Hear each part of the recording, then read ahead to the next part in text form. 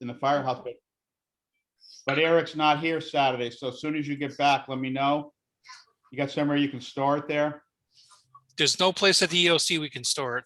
It's not big. Yeah, I know, but we can't store anything up there unless we have explicit permission. Okay, That's from Lenny, by the way, not us. okay. Steve's gonna work on getting permission at the tank though, right?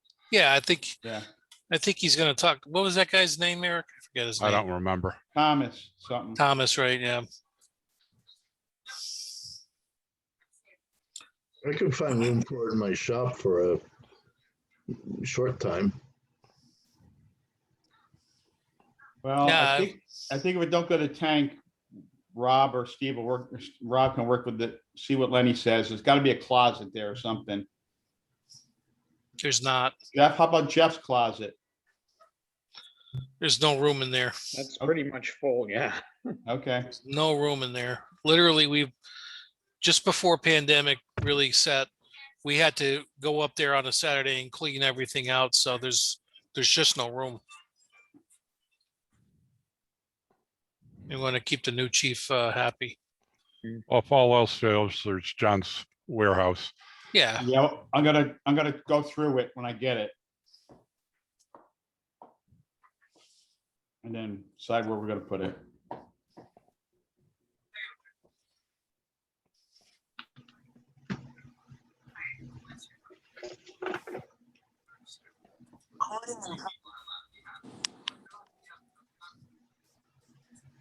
Hello, James.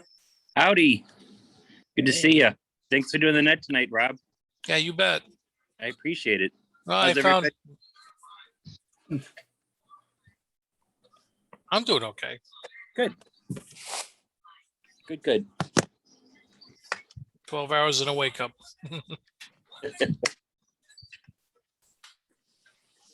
Lucky you.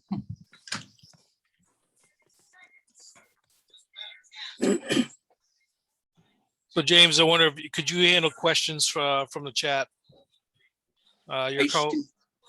I can sure try. All right, I'm working off of 2 laptops. I had a problem with my laptop last night. The keyboard just utterly failed on me. And surprise, surprise, I don't have a spare keyboard in the house, which was kind of weird. I've got about 8 of them in the closets if I had only known. I But, never kept them. I just never keep them around. So anyway, I've got a replacement keyboard for the laptop and it seems to be working. So I'll be working off of 2 laptops. You guys are going to see basically how I operate N1MM on my screen from N1MM. And I'm working off of the other alternate laptop, which has got all my cheat sheets and my PowerPoint and all the other stuff. cool. Yeah, I've got my iPad, my phone, and my computer. They're all at various states of charge, but right now you're on my phone. I can log in on my laptop so I can see the chat room until that dies, and then I can swap over to the iPad if I need to. So yeah, I'll be good. I should be able to field them. Okay. Let me just bring up the Zoom here. I'll give folks 1 more minute. Yeah. What are you guys gonna do with the repeater? Obviously, I can't make it. But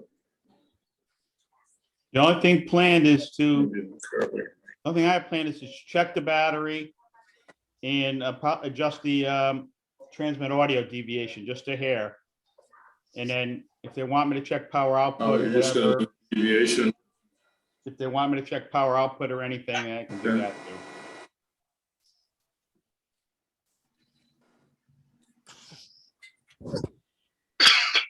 I'm not gonna mess with any controller or anything, John. Just look at it, show everybody it, check the battery, maybe adjust that deviation, that's it. The other thing we're going to have to do is figure out disposition of the backup repeater.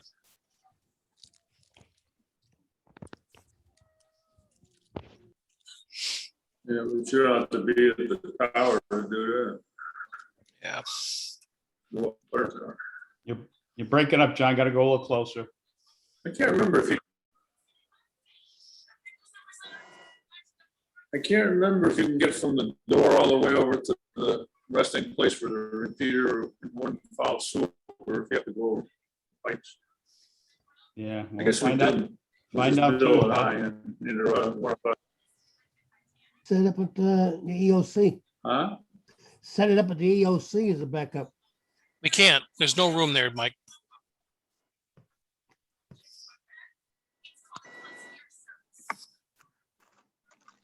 All right, I'm going to start. Thanks everybody for attending. We're going to cover tonight N1MM for beginners and for advanced, a little bit of advanced. I'm going to go through and show you on my screens, navigating some of the N1MM screens. I've got 2 tutorials that I've already prepared for N1MM and a bunch of resource links. At the end of all this, I'm going to, of course, I'm recording it, and I will be making a YouTube video, and in the comment section of the YouTube video, I'm going to put a bunch of links there. So all of the stuff I talk about tonight will be available after I publish the YouTube video sometime later tonight.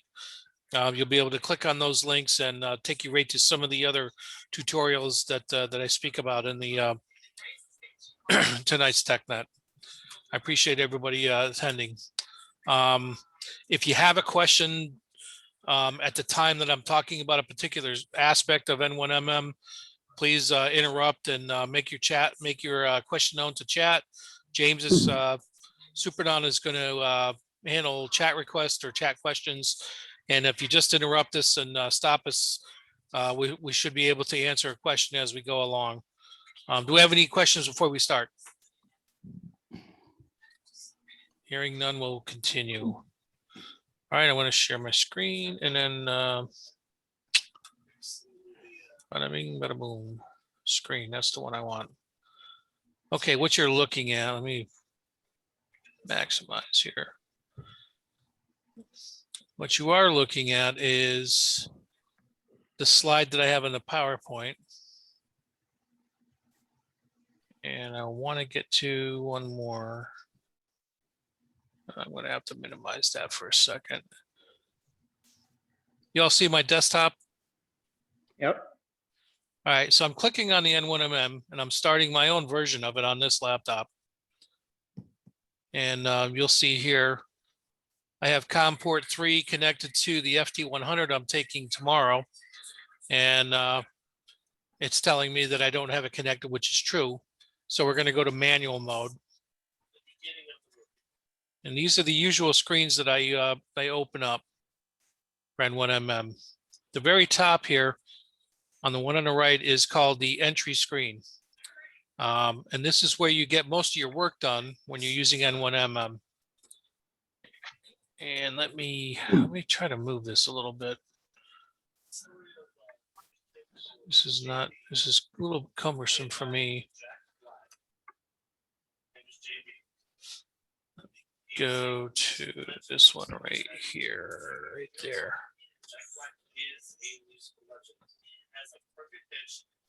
Very good. Okay, so one of the first things you may want to do, that I always do when you're using this, and I can't for some reason move any of these. There we go. There's one. I'm going to have to minimize this for a second, guys. I can't move this screen for some reason. It doesn't want to let me.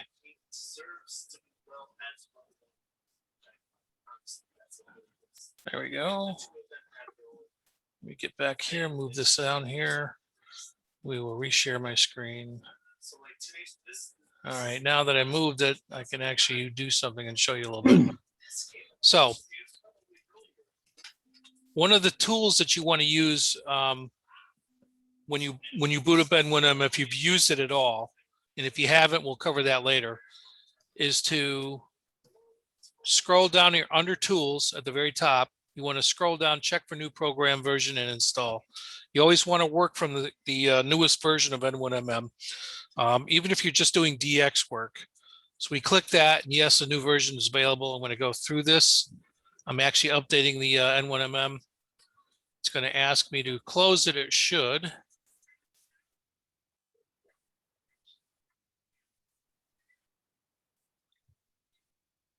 Or not. See, I've got a good internet connection.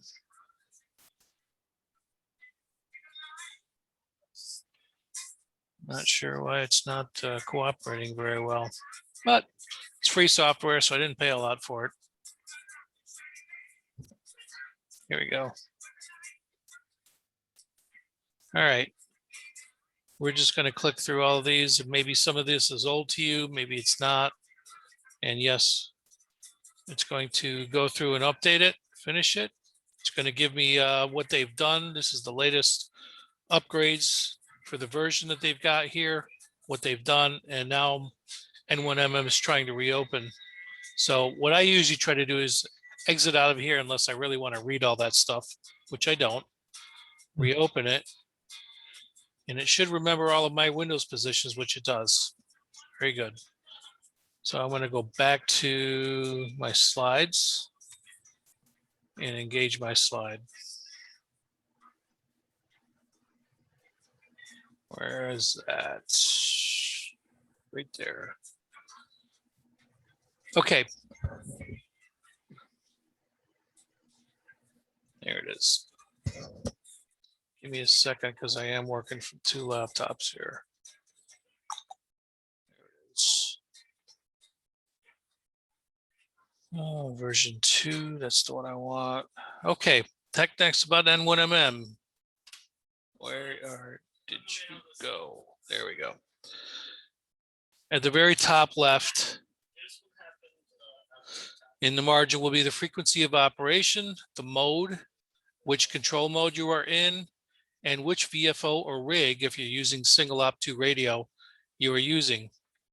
If you have rig control, then this data is automatically updated as you tune, change bands, and change modes. Okay, so on this example that I've got here, you can see 7115, 7115 lower sideband. I'm in manual mode, which means I don't have rig control, and I'm on VFO A. And if I were using single op 2 radio, you would see which radio this window applies to. Under this, go ahead, John.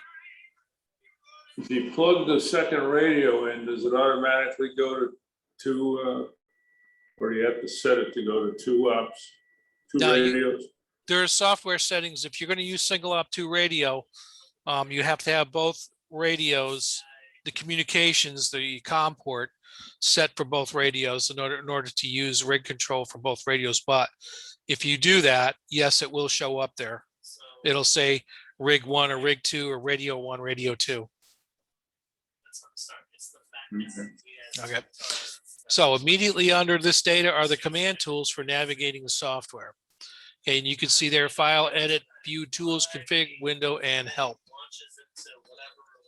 Under that is the first field. This is where you put the call sign of your contact. The remaining fields that are displayed depend on what log you have open. This log happens to be just a general DX log, I believe. So that's why you see sent, received, name, and comment. If you're running CQ World War or you a WPX contest, the exchange is different. You'll see those exchanges are will be reflected in your fields here. I use it for general logging and DX work. If you type a contact here and your check master file is updated, immediately above the call sign in that field that I have just highlighted, you may see a dupe field or a dupe words that indicate whether or not the person you already worked is a dupe or not. That's important for field day, maybe some other contests. I don't know how you guys feel about working dupes, but I always work a dupe, work them twice. It's better than having a not in log because you get penalized for not in log when you're contesting. Okay, the sent and receive fields are next. Normally for most contests, you're going to say 595. He's going to give you 59. Occasionally, you're going to get someone who gives you a true receive RST report, RS report, and that's what you have to record. So if a guy gives you 57, you put down 57. The name field, And the comment fields are, if you got the guy's name, and like I said, this is a general DX log. I always like to get the guy's first name or the person's first name. And the comment, I might make a comment that they're working from a contest station or Hawaii or a unique Japan, or if you're working South Cook Islands. Sometimes I'll put that information in there just so that you can access the log later and search for a particular field for something you know you've got, but maybe you just can't quite remember where he was in the band. Okay, the next the columns, or the 2 columns on the far left, represent all bands that are available to you in the mode you have chosen in the log setup. Okay, so for general DX, I always work CW and phone, and that's why they're set. Right now, in this particular example, you can tell that I'm working phone on the 40 meter band, and that's what the circle's all about. Right there. These two, the green dot and the red dot, are the receive focus and transmit focus. They're used in single op 2 radio applications, which I have never experimented or used before. So I don't have a lot of experience. I can't speak to that very much, but I know that's how they're used. Okay. The run and search and pounce. Hold on a second, guys.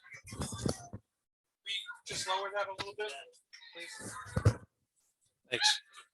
Okay, so the run and search and pounce buttons are how you choose to either when you're running or calling CQ. Why is that important? Right now I'm in search and pounce mode, as you can see. But that changes all of your macro, all these F1, F2, F3s that you see down in here. These change the macros if you have edited those at all. So if I switched from run to search and pounce, you would see a change in the macros. And that's because that's how I use N1MM. On to the right of search and pounce is one of 2 things. If you're in CW mode, there will be a words per minute control, and you can see that on the left pane over here. Now this is an example. This is not from my screen. I stole this from somebody's website. But anyway, you can tell that this person's on 21050. He's in CW mode. He's using an L-Craft K3, and he's in VFOA mode, which means he's using rig control. But he's also using CW. This is what we're talking about. He's working right now at 29 words a minute. So you can hit the up arrow or the down arrow right next to this number if you want to increase or decrease your words per minute in N1MM. And as you can see on the right pane, whoop, why did I go there? I don't want to do that. Let's go back. You can see that I've already worked K1RCT, and he's appearing here as a dupe. This is where, like in Field Day or some other such contest, where you can figure out whether or not you already worked the person or not. Okay, so I talked before about your, let's take a break before I keep going. I just want to ask if anybody's got any questions or comments about anything that I've already discussed. Nothing in the chat yet, Rob. I don't know if folks want to chime in. Yeah, if you want to go direct, just pose your question if you've got a question or comment. Having heard none. Okay, next up is the all your macros. I reconfigure a lot of these keys while keeping others as assigned. I recommend anyone not already familiar with N1MM to just get used to using the keys as they are set up by the software writers, and then expand on your own.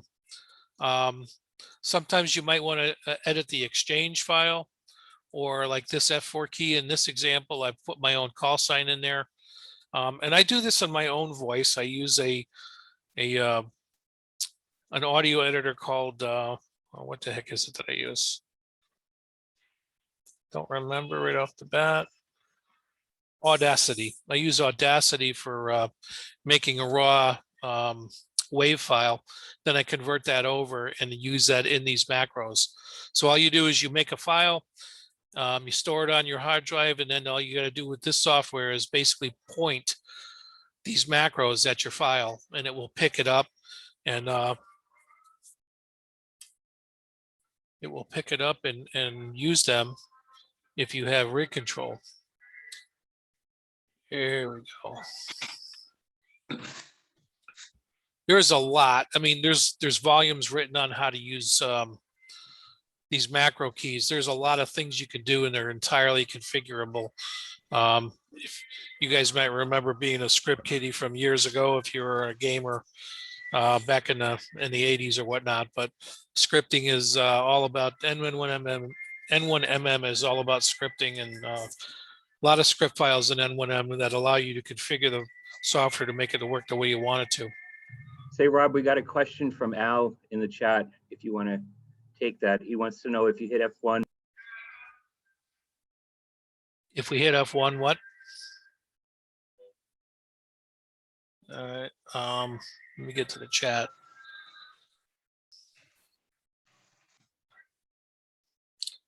All right, James, can you say that question one more time? I can't seem to get to the chat without. Sure, stopping. it wasn't a question, it was actually a comment. Al writes, if you hit F1, it will switch to run, so best to leave that one as CQ.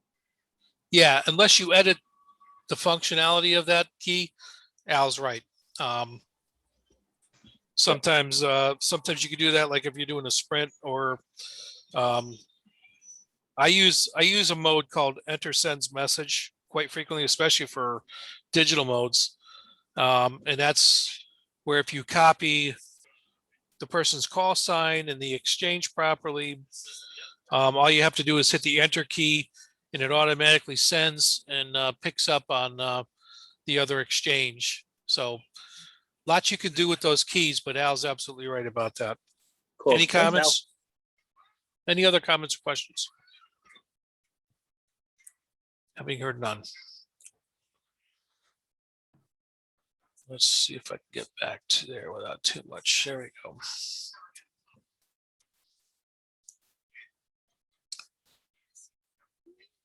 Okay.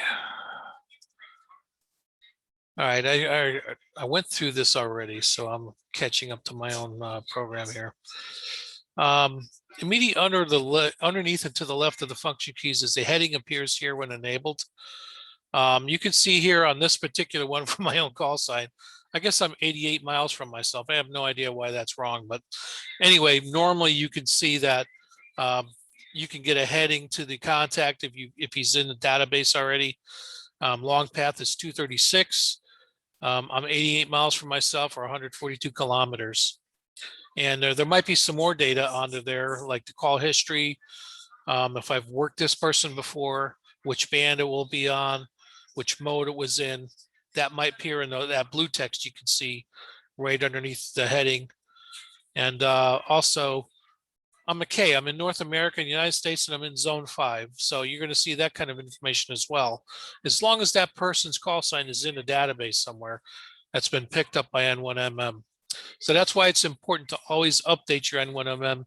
Every time you open it, every time I'm up at the EOC on Saturdays, I always update N1MM. I update the cty.dec and the country file, what they call the country file. And also there's another file that you should always update, and that's under the tools. Let's see. Yeah, that was the one I told you about the heading. And this is the one about the call history, which you've ever worked on before. Let's see. Regional zone enumeration towards the bottom middle is a score if you're in a contest. So that would be your score. If you're in CQ Worldwide, this would be your score. And on the right side here would be your multiplier and your QSO enumeration as well. This is kind of like the basic thing I put together years ago for our club activity night.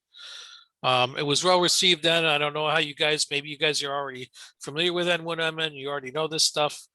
But I thought there was enough of us that might be new to it or just needed a refresher and to go over it.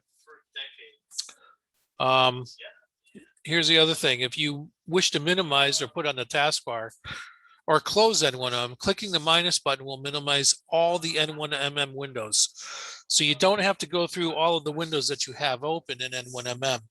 If you go to the entry field, the entry screen, which is one we're in right now, and you hit the minus, it'll minimize all of the N1MM windows. Likewise, if you hit the X button on the entry field, it will also close all of the windows too. If you right mouse button click, we go through that right there. If we right mouse button click while hovering to the right of the help command, it will reveal a quick menu selection panel. This is just designed to help you a little bit. Some of the most common features you might want a quick little help with operating N1MM, and this might change according to how you use N1MM. So there's an algorithm. It's a little bit intuitive. It kind of listens to you or watches you, or it comes to know how you use N1MM. So you might see different things in here depending on how much or how little you use N1MM. And also, always remember to update your computer time clock to a local time zone. The timestamp that N1MM places on your log QSO is calculated from this time. Some of us use different time synchronization algorithms like Marc-Warg. There are a lot of others out there. So it's important to use it, especially if you use FT8 or FT4 mode. It's really critical to be very timely there. Let's see. There are many other features than what just is available in the entry window. I recommend visiting the N1MM website for more information. The software can be and is intuitive, but there is a lot to it. There's a lot of moving parts on the software. So this is one of my favorite places to go. Thanks. This is one of my favorite places to go, the manual at a glance. For some reason, they've figured out what everybody has an issue with, and they've categorized them according to this place. Like I said, I'll have some links in the YouTube video that I'll be able to share with you once I publish this on YouTube. But I just wanted to show you that this is there. This is what it looks like. And I've also got some other links that I'm going to put up there as well. See, there's some of the links that I have personally used these links. Let me see if I can catch up over here. I think that's it for that one. And that's the end. Do we have any questions about anything I've covered so far?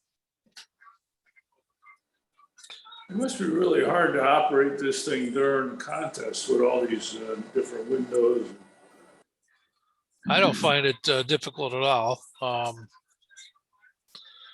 Really? stop sharing for a minute. There we go. Rob, are you going to get into what all the different windows are? I've got some other windows that I want to share with you. This is a little bit more advanced what's coming up, but there are so many aspects to N1MM that I couldn't possibly put them all into one or two TechNets. But this one's kind of essentially covering two TechNets. But this is designed to just kind of get you a feel for the entry window and what the entry window is all about. That's one of the most important windows for N1MM, is just getting familiar with the entry window. Rob, Joe, here, I have a question. Yes, sir. So I, you showed me it at the club and I've been using it and I'm pretty good with it, but I've only opened one log for all my contacts. So let's say I do a contest next week and it's listed in one of the drop downs there, and I do that log. Is there a way to combine my current log with every one of my contacts with that contest log? You can export contacts from one log to another log. Yes, you can. Okay. There is a way to do it. Personally, I've never done that. I've always used one DX log for everything that I do. But I know that there is. Then you submit that for a contest if you're contesting with it? Yes. Got it. Okay. Yep. Yeah, but there's a way that you can, once you export a Cabrillo, not a Cabrillo, an ADIF log or a file, you can also take that and import that into your general DX log. One of the things I still have to do is I have to get the field day log over to Bob, KE1AU. He's our QSO manager, and I have been recalcitrant on getting that log over to him. So I got to get that over to him here soon. I don't know if he's in here tonight. Hopefully he's not. He's going to yell at me if he's here. Any other questions, comments, queries? Yeah, Rob, Ted here. Go ahead, bud. This is a general question. If you're using any kind of logging software, let's say, okay, you want to log your regular DX and you got everything in there. Is it advisable if you say, let's say you want to do parks on the air or something like that, would you use a different page in the log or something, or can you just intermingle everything, or So that's a good question. So what I would do, what I'm doing with this is, I open a different log, not just a log. I open a different database for parks on the air. A database is different than a log in that it's a completely different area that you can save specific things like parks on the air or national parks on the air. Once you make all those contacts, and let's say you're going to be doing this for a year or better, you can always export those contacts into your general DX log at a later date. Yeah, I was just wondering about that, because it seems to me that if you wanted access to a particular, the data on a particular contest or something like that, if everything is in one big log, you'd have to have some way of extracting it either by date or by type or by something. If you wanted to say, well, I just want to look at, my parks on the air log or my European DX or something like that. So I was wondering if it's easy to extract this stuff, or if you should separate it some way for that purpose. Well, the real reason that you want to have different databases is that if you just got one huge massive database, eventually it's going to be too big. It's going to be cumbersome, right? It's going to be slow. It's going to slow your computer down. And sometimes with what I'm doing here this weekend, I'm using a different laptop for logging and rig control that I'm used to using. So eventually this is just going to be a parks on the air database that I'm using. I'll extract that and I'll put it into my general DX database, which is the computer 6 inches to the right that you can't see. Eventually it'll be in my general DX database, just for general, so that I know I can go back to the first time I used the database and see who I contacted so many years ago. Right, that's what I always eventually want for myself. Okay, thanks. Perfect. John, the other DQ, the original DQ, W1 DQ, and there's a comment, which is actually, this is a good point. I use that N3, whatever, FPJ. NF3PJ, yep. Yeah, he does a similar thing. And what John writes is he uses a different logging system as his main logbook. He relies on N1MM when working contests.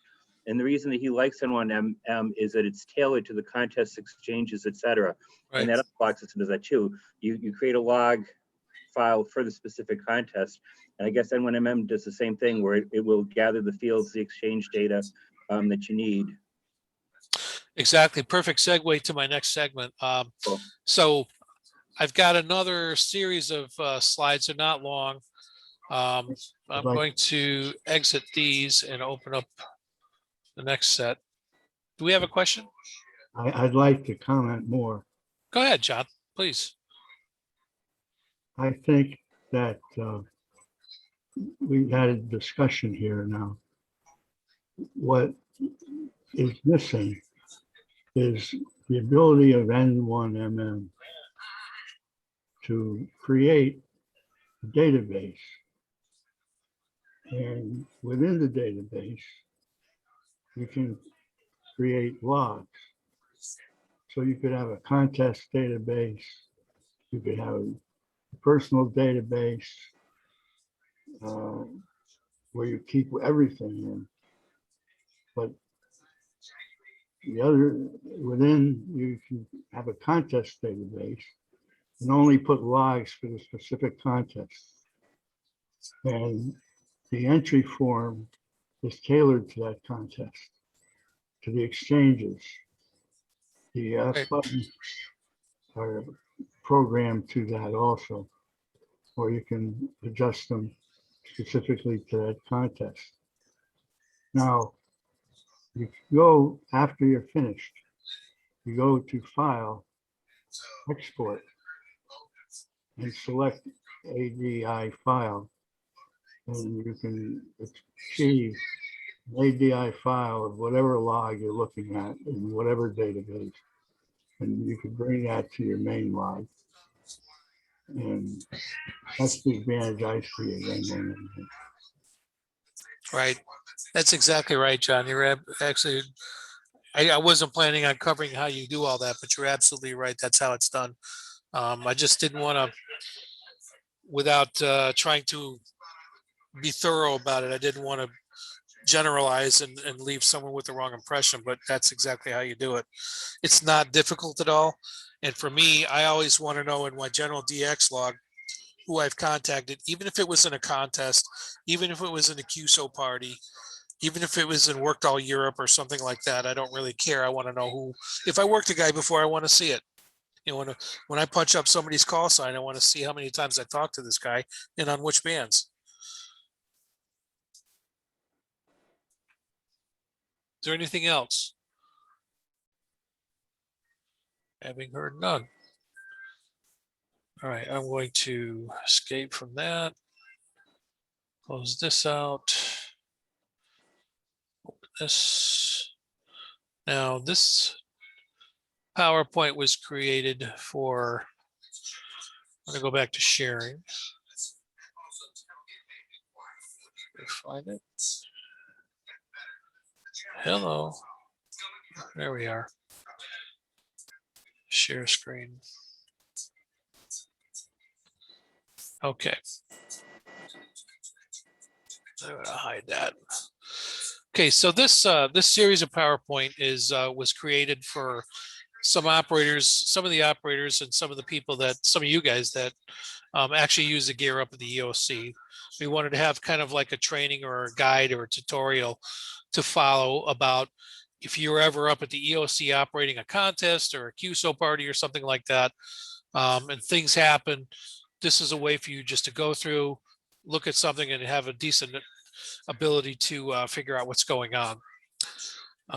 So let me start it. Hello, there we are. Okay, how to select a contest or other activation within the N1MM. Checking for the latest WLCTY.dat country file. Why it's important. Updating N1MM and executive firmware. We've already done that. Setting up the N1MM Plus contest or other activation, QSO party. Networking, how it works and why we like to do that up at the EOC. Basic two-station operation, basic rig control, logging, and Windows management for each station. And what to do when this happens, like a troubleshooting scenario.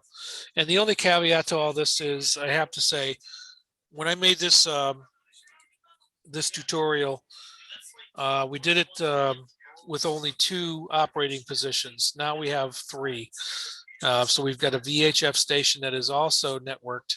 And as you'll find out, one of the best things I think that N1MM does is networking. If you network the computers that have rig control, they share one database. And you could lose 2 computers. As long as you've got one computer with a database, you can restore the other 2 and update the database and you're off and running. Okay, so setting up for a particular contest in the files menu, click new log in the database, scroll the log files offered until you see the contest you want to engage. A new log dialog opens called the contest setup dialog. And here, let's go back to this one. I'm going to have to do this, aren't I, again? This thing will not let me grab this. Yeah, I'm gonna have to stop sharing for a second, guys. Go here. I'm gonna move that down.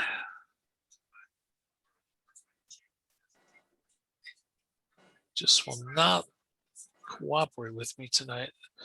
So here's a good lesson.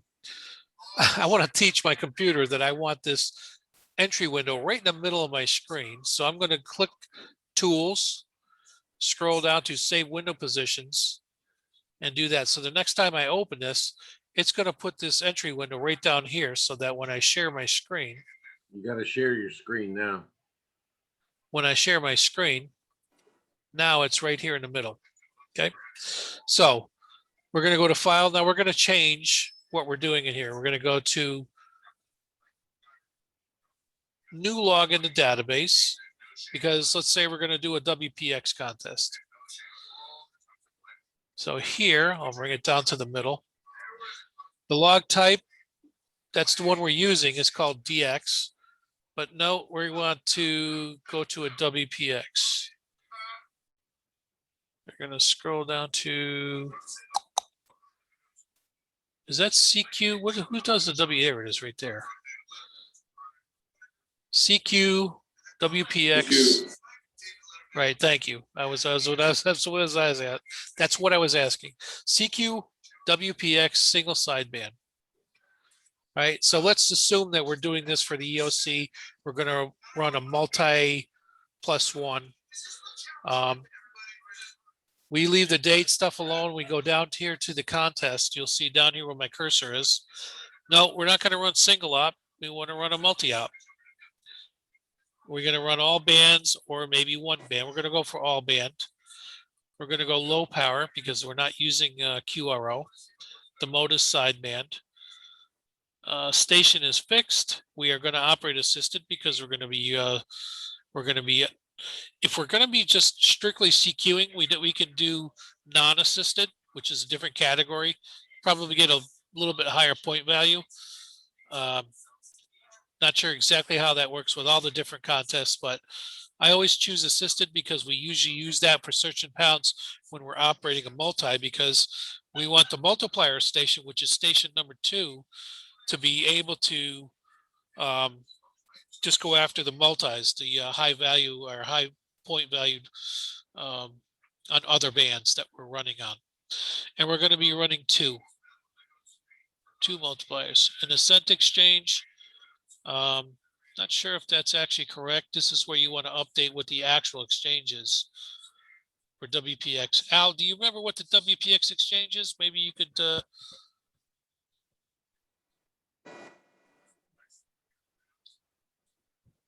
is Al still in here, guys? I can't see his screen right now. Al's here, but I don't think he has a microphone. Okay. Well, let's just leave this. Let's assume that they're right. There's another part of this before we click the OK button down here, and things will change as you see. We can go to associated files, right? So if you've got a sideband function. Yeah. Go ahead, John. I think WPX is signal report and state. Okay. Signal report and state. Yeah, I'm not Pretty sure. simple thing. On the associated files, if you have function keys, which are the function keys I showed you before, and you've created function keys, like I do this specifically for the 13 colonies. I'll make function keys that have my voice for certain exchanges. This is where you can upload those by clicking this change key here. And all I'm going to do is just point to the file that I've created, wherever that is, and open it. And it's gonna point to that file, and when I open up the window. Okay, so the operators, I come and adjust this after the contest is over, and I put everybody's call sign in, as long as I've got a good list of operators. But I always just leave it as W1NRG just to start with. Okay, so go ahead, Mike. What do you do if you have to put down a sequential number? You'll see in just a second. We're going to click OK to have multi-2 transmitter number. recorded correctly, you must be in a network computer mode. Be sure to set your station number for Cabrillo. Right, so it knows that I don't have a network operating at home right now, so that's why it's giving me this warning. Right, so this is what you're going to see if you're up at the EOC, or maybe if you're doing this from home. The first station is the one you want to run, the master station. You always want that to be your run one. Any other station you set up in your network, or for contesting, if you're doing a multi, will be a multiplier station. Okay, so like Mike just said, you can see up here now from this window, I've got the normal entry window, sent exchange, receive exchange, a sent number. This is a serial number, right?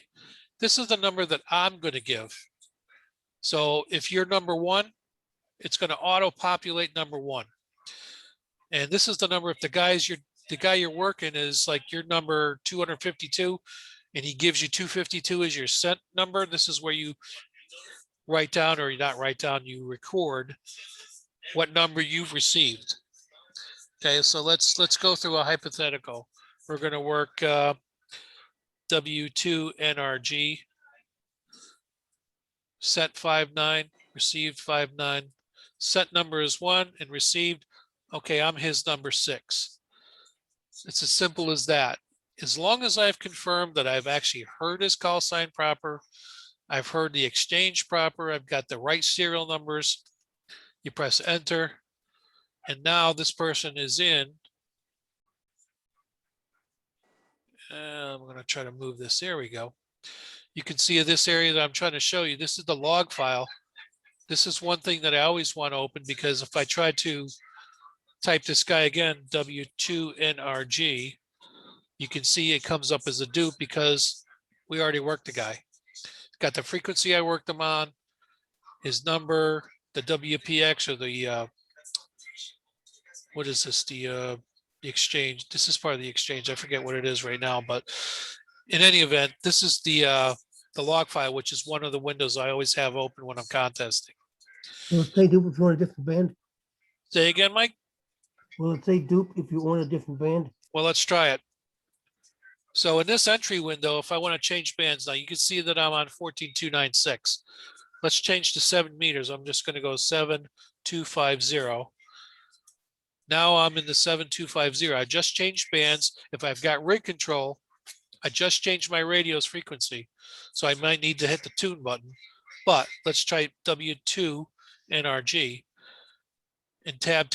No, he's not showing up as a dupe. But now I'm going to record number 7. And he's now in the log as a multiplier.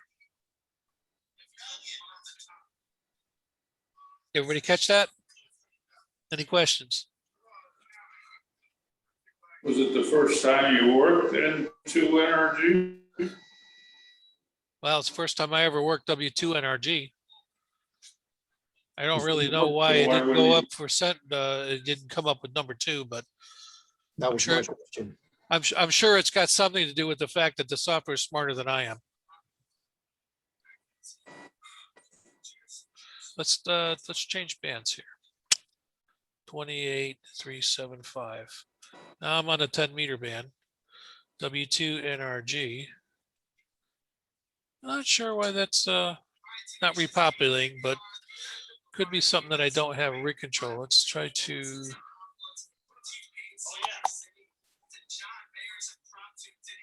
Rescore current contest. Yeah, it's not auto-populating the right number here. But I'm not sure exactly why, but it doesn't usually do that.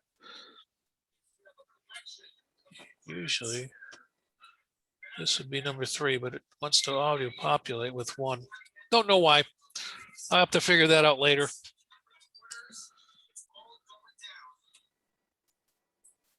But okay, so you kind get. of screw you up.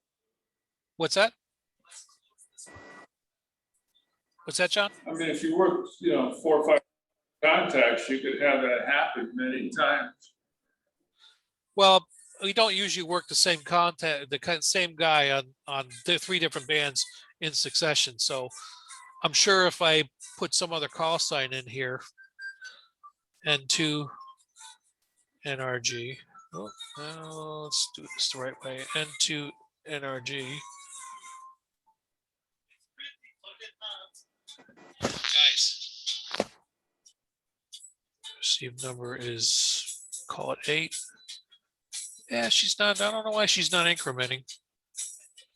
I'll Rob. have to figure that out.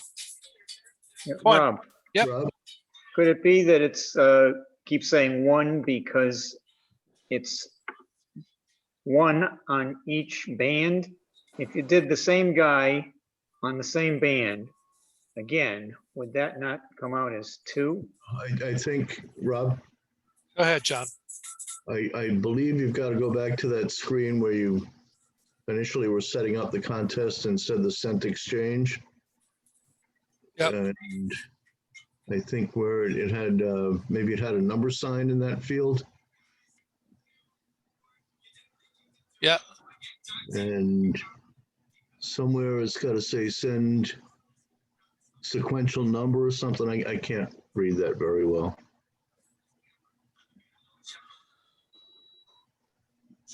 But there's got to be a setting for it in the setup. Yeah, it should set up. It should set up. I've never had this actually happen. Cent exchange. Oh, that's why. 001. So there's another setting for cent exchange. All right, that's why. I think, John, you might be right about that. Let's cancel this. So if you go to config, configure ports, information, function keys, send leading zeros and serial numbers, which is, yeah, I didn't have that checked. I should have done that. Yeah, it's got to be a setting up in here. I never had this happen, but I haven't really configured for a contest in a bunch of years. That's just because I haven't contested in a bunch of years. So I certainly will figure this out, and maybe we'll have another N1M and follow on. Try putting 001 in that field. Yeah, let's switching to manual. Let's do that one more time. Go here, open log.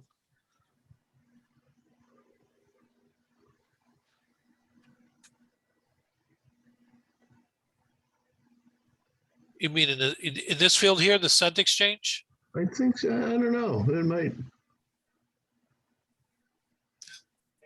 We'll try that. Yeah, I know, honey. I know you don't like it. I know. There we are. There we are. Well, if I really wanted to do it the right way, I would put different call sites and see how it works. But anyway, this is how you debug. This is, I just wanted to show you kind of how it runs. Yeah, it should. As long as it's not a dupe because you're working the guy, even if it's just the same guy, it shouldn't matter. It shouldn't matter, and it should increment the serial number. 2 different bands, it should increment that number. That's correct. That's exactly right. Okay, I want to continue. I don't want to spend too much time on there, but yeah, it's not perfect. I didn't spend a lot of money on that. You saw all this. We went through all of this stuff here. We could always do just about any type of contest or QSO party or sprint. One of the things I did want to cover was why you want to update your WL city or country.dat file. A lot of times you'll see when you get to this window here, not this one, which is the one I want to open. This one here, this is your log file. You look at a log file and you're going to see sometimes you get a call sign shows up in goldenrod or yellow.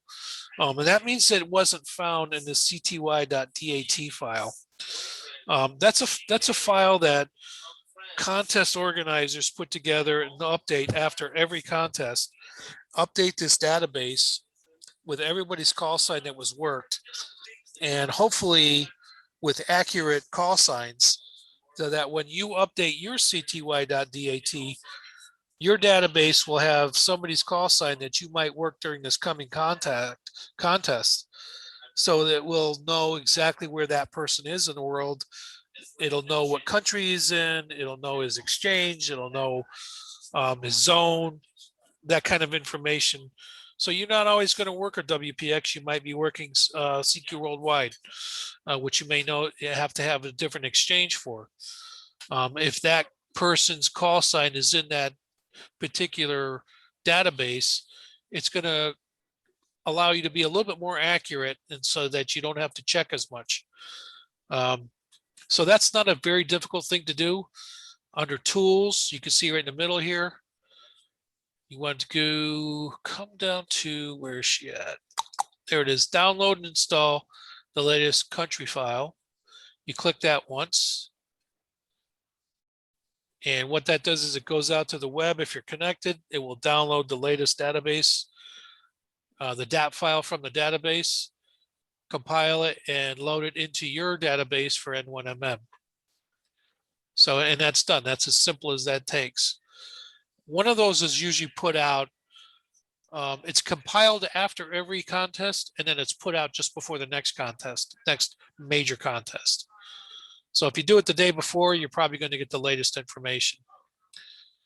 You can also download and install the latest master.scp check partial file.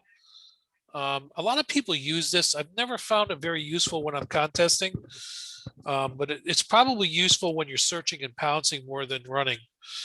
The check partial allows you, like if you're working a guy that isn't particularly loud, you're having trouble with his call sign, but you hear certain letters, like you hear SK2 or something like that, you can type in SK2, and if this file is updated properly, it's going to have hopefully the completion of the call sign or possible combinations of call signs according to this file that you're updating, this master SCP.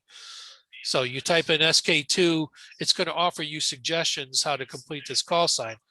And oh, it's an SK2 BYG, and you see that in your thing, and you're listening for them, and it says, oh yeah, now that I know what to look for, BG, whatever the remainder of the suffix to his call sign, you'll be able to identify a lot, sometimes a little bit easier. That's the purpose of it. So that's another file that you probably want to do if you're going to be contesting or doing DX work using N1MM. Before we continue, do we have any comments or questions?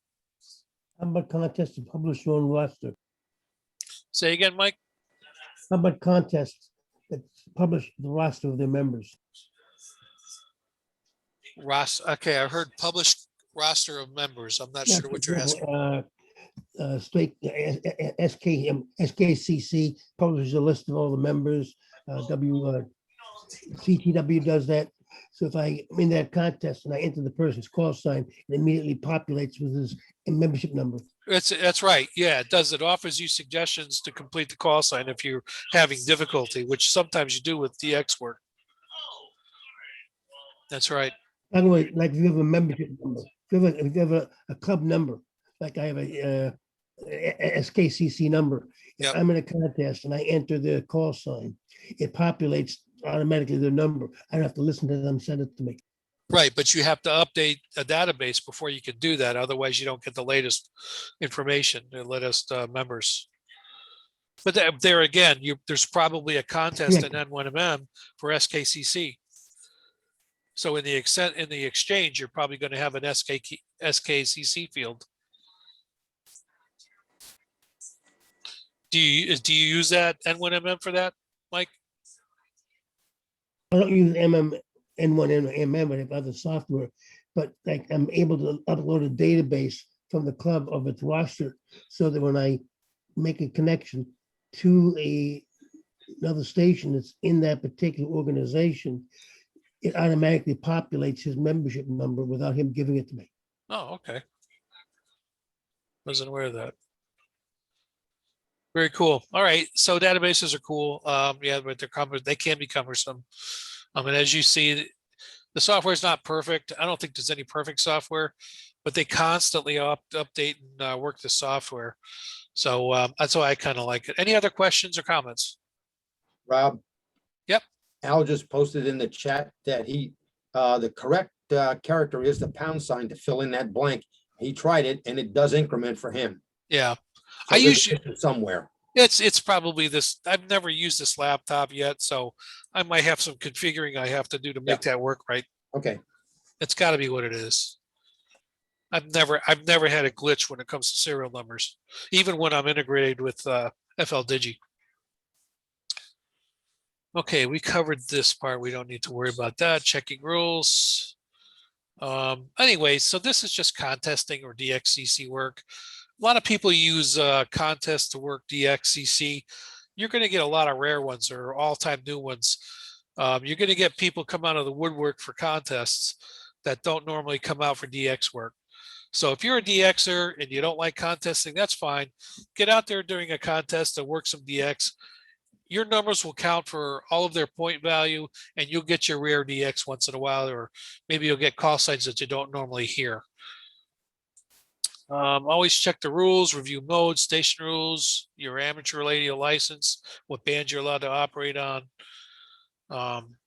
When you're operating from the EOC, like I said, this whole panel was made for basically somebody trying to get through operating N1MM alone during like overnight hours. You got to operate within your call sign or within your limitations of your call sign. But if you're operating, even when you're at the EOC, as long as there's another operator there, you can operate under their supervision, quote unquote.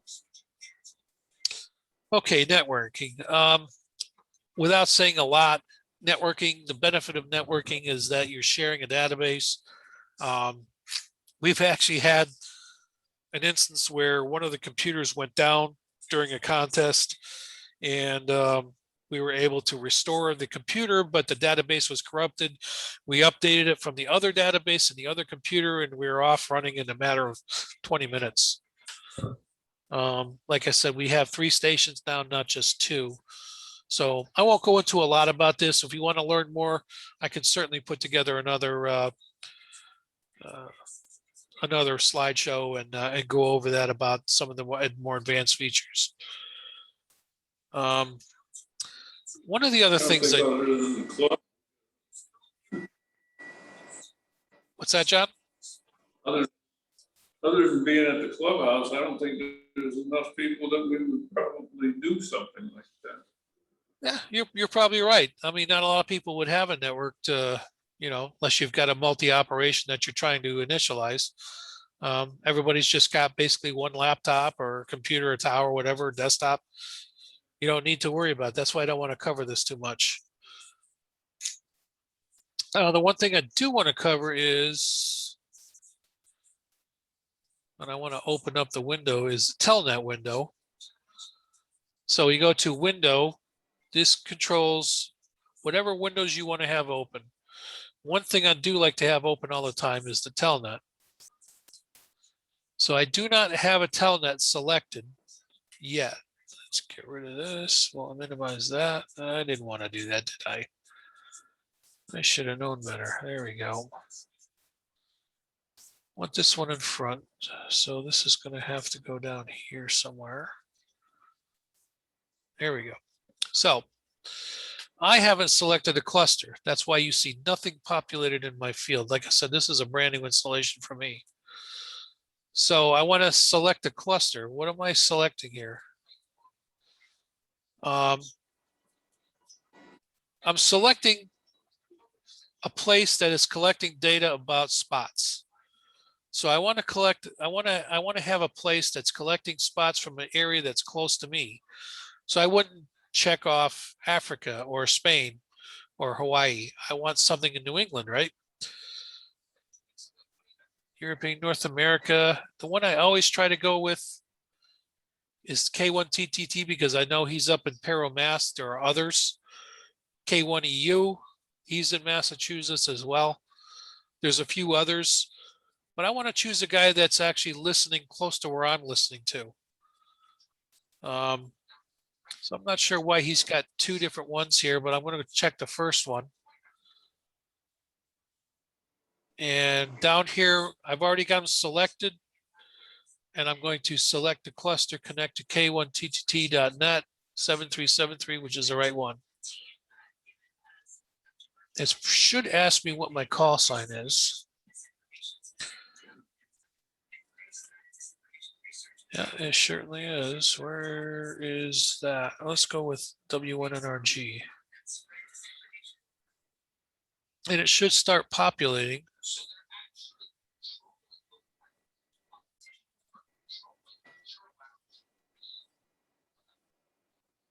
Bands and modes. All right, it's got everything selected. I don't want that. I only want the bands and modes that I can actually hear from my station.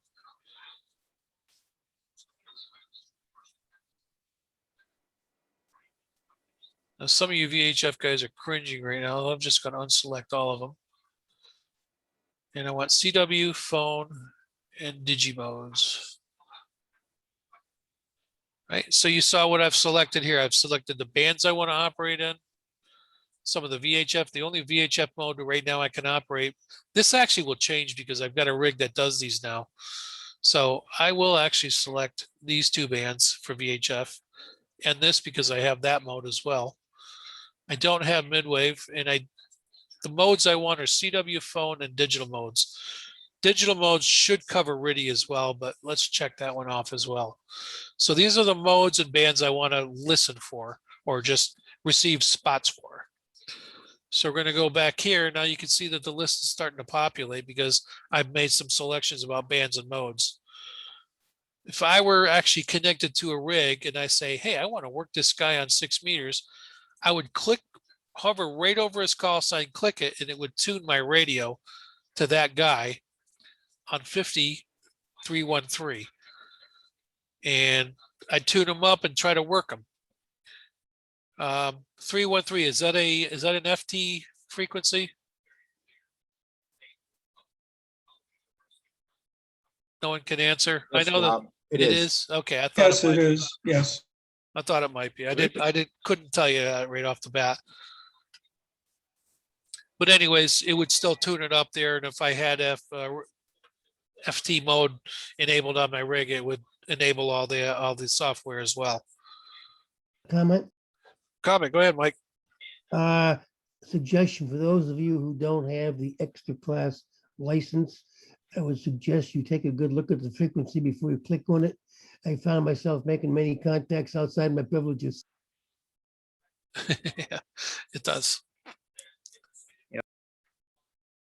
All right, so it looks like we've got, this is Molten Cues. This is something I do use when I'm contesting. What does this do for me? You can also select bands and modes for this. As you can see, this little thing pops up, which is just imitating on the HF band, the modes that I've selected, and plus a few more, 1.835. We're just going to keep the most popular ones for contesting up. But it looks like he came up with this call sign, spotted by Echo India 4, Golf Echo Baker -8.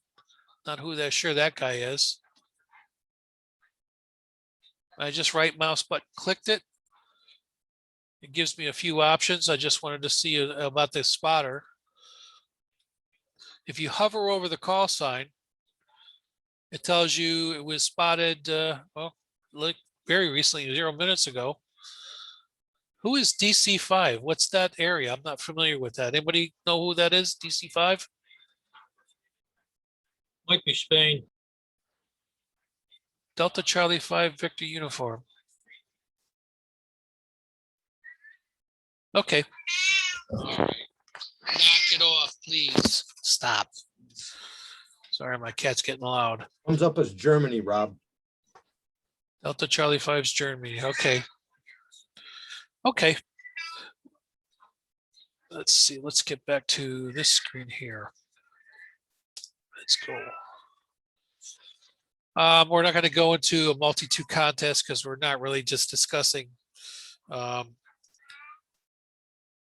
rig control. Yeah, the one important thing I want to just point it out is that if you're operating from the station, the EOC, if you haven't logged yourself in, if you're going to operate one of the rigs, make sure you press the Control and O and put your own call sign in. That allows the contest manager and myself and the QSO manager to know who is at the controls. If there's ever a question, we've had questions before or problems before about a particular call sign or a band that he might have been on if it wasn't quite set up right. It knows, it kind of tells us who do we go to, who is the operator, and what do you remember about this particular contact? Believe it or not, you might actually remember. I know it. If you bring up a call sign, you might remember, oh yeah, I worked that guy at 10 o'clock and he was on 20 meters or whatever. But always put in Control O for your call sign and press enter. All right, some troubleshooting. Like I said, this is all going to be available for everybody to be able to review at your leisure. I don't want to go through it now because we're not really kind of doing that kind of thing. I was just a little bit more of an advanced. I use graphics, links, and whatnot from that. And that's the end. That's the end of my slides anyway. We have any questions? It's 8:30. Right now it's 8:38. I probably have gone over enough to bore you all.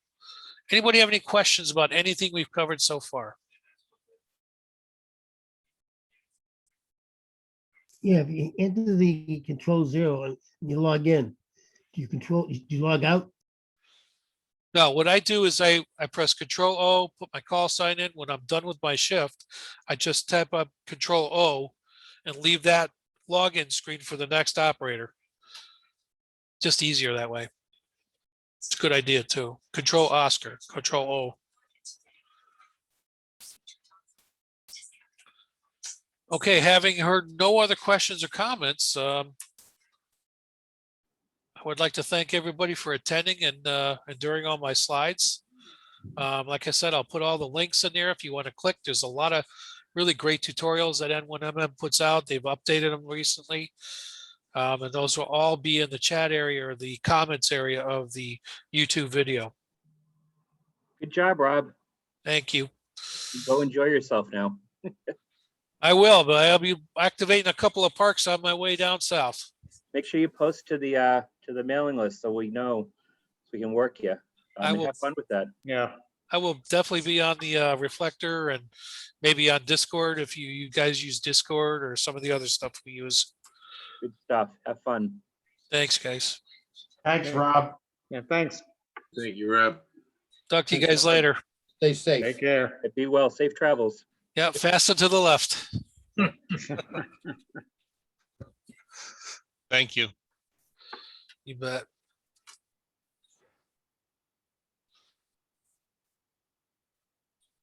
Let's get rid of that right there.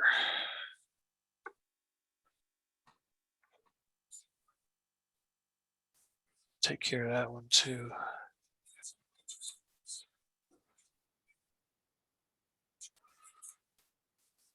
7-3.